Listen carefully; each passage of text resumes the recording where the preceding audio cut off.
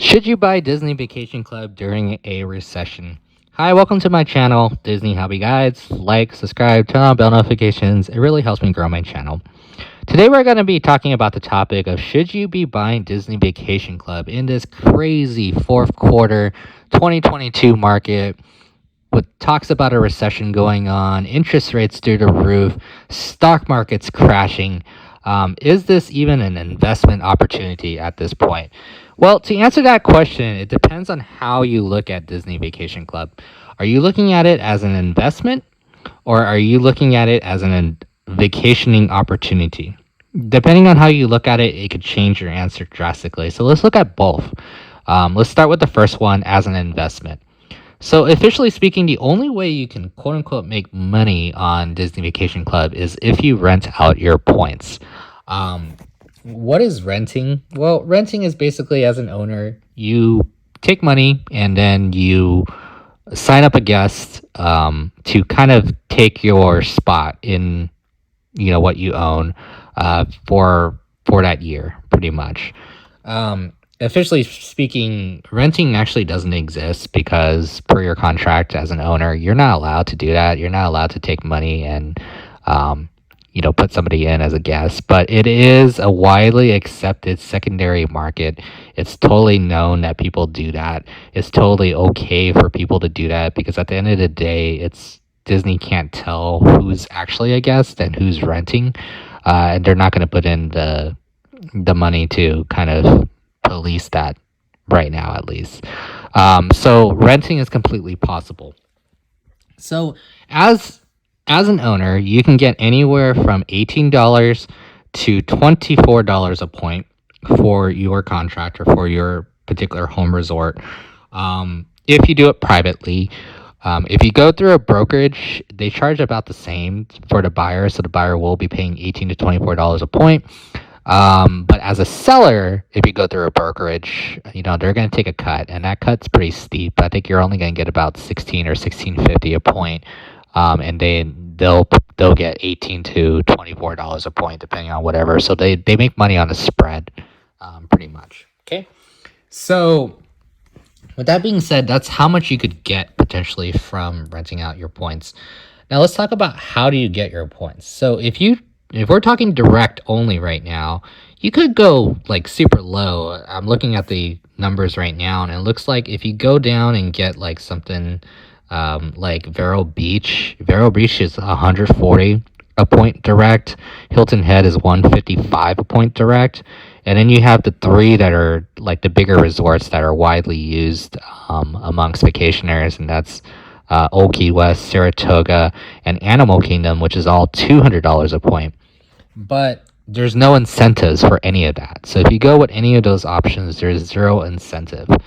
But if you go with the current resorts is the Villas of the Disney Grand Floridian, which just came out, the second set that just came out, Aulani, and Riviera. Those are all 207 a point with discounts too if you buy 100 points or more.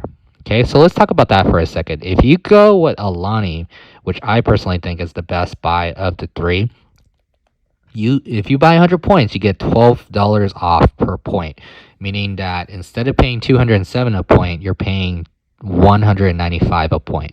So you see what happens there, right? It's under Animal Kingdom, Old Key West, and Saratoga if you buy 100 points.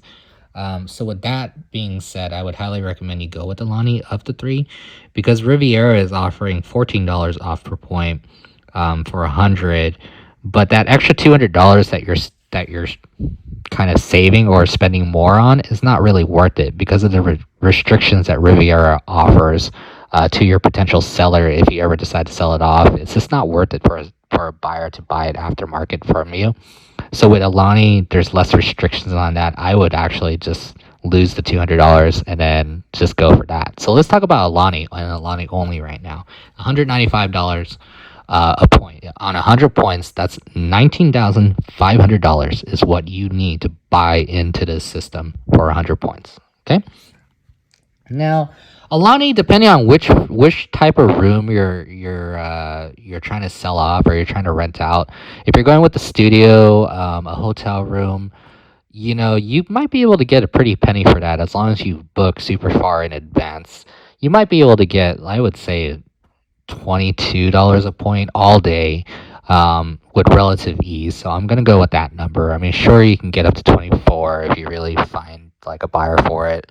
It shouldn't be that much harder, but realistically speaking, I would value Aulani's rental points at about $22 a point. Okay, so let's go with that. So 100 points, $22. You're talking about $2,200. $2,200 is the maximum that you can rake in, assuming that you do this by yourself. Don't go through a brokerage. You do this by yourself. You're getting $2,200. Now, at the time of this recording, I believe the dues are roughly around $8 a point. So it's more than $8 a point. You have their subsidized ones too that are around like $6 or $7 a point. But let's just talk about direct right now, and that's about $8 a point. I'm gonna go with that number. That's $800. So $2,200 minus $800 comes out to $1,400, right? Yes, $1,400. So that's how much you could potentially make per year.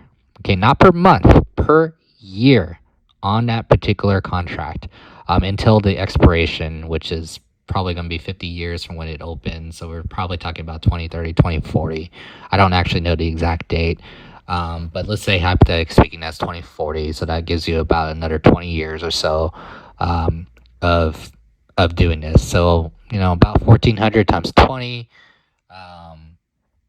What does that come out to? Like about 200 grand is what you would be getting out of that for the duration of this contract. And these are just rough numbers, okay? But you had to have paid 19,500 just to get in, just to start renting that system. So for the first, if you're only going to get $1,400, you're going to be spending a pretty long time. That's about 10 years worth of time before you finally break even. And once you break even, then that's where you're raking in money.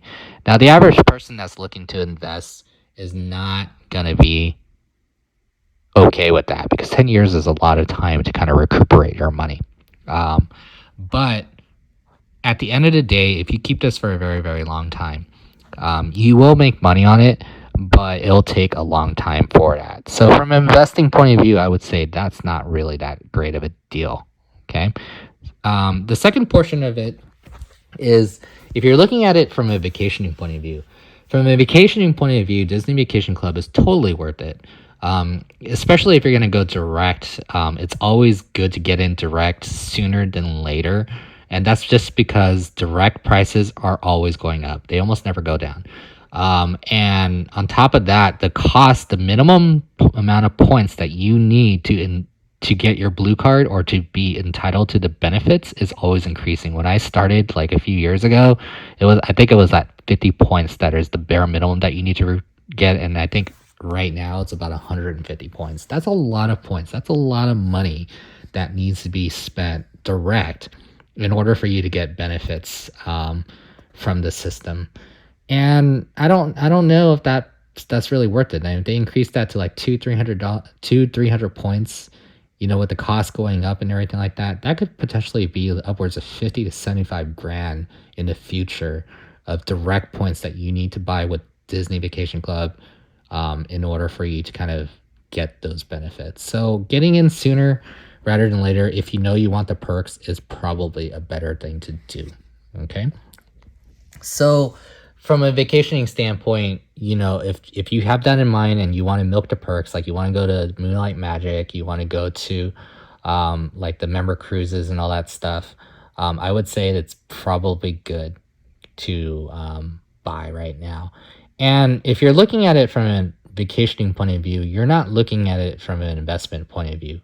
This is not for you to invest in. This is for you to prepay your rooms to make memories with your family. That's what you're paying for if you see it that way. And if that's the case, I don't think there's a price tag for it, and I don't think there's a timeline for it. I think that it is a good buy to do that, because at the end of the day, the whole point of Disney is it's an emotional buy. It's an emotional buy. There's nothing logical about Disney at all, or Disney Vacation Club. it's an emotional buy, and that's what you're paying for. You're paying for the memories. You're paying for the feeling. You're paying for the atmosphere that they provide. That's what you're buying into, and that's always a good time to kind of buy in. And buying in sooner than later is always a good thing. Okay, so that's kind of my stance right now. In this recession, if you're buying it for an investment, I would say it's not worth it. If you're buying it for a vacationing opportunity, it is worth it. Um, I'm not telling you to do either or. That's up to you to decide. But that's kind of my take on it. Hope that helped. Thanks. Take care.